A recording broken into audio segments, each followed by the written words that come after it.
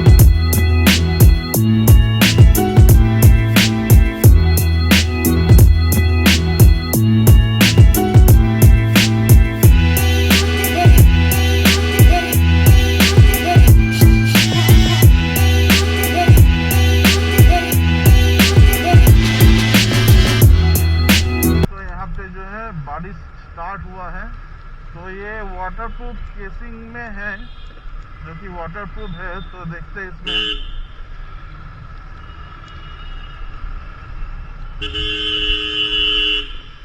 देखिए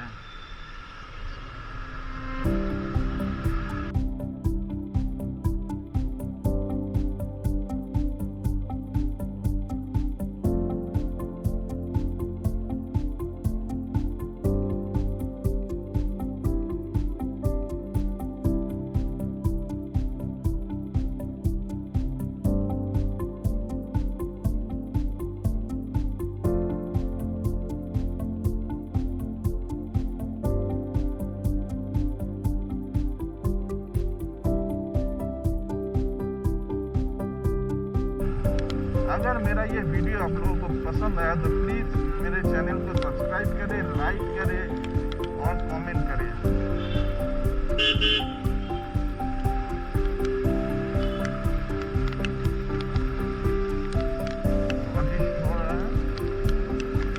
तो दोस्तों आज के लिए बस इतना ही था। इसी का मुझे वीडियो टेस्ट करना था, क्वालिटी टेस्ट करना था।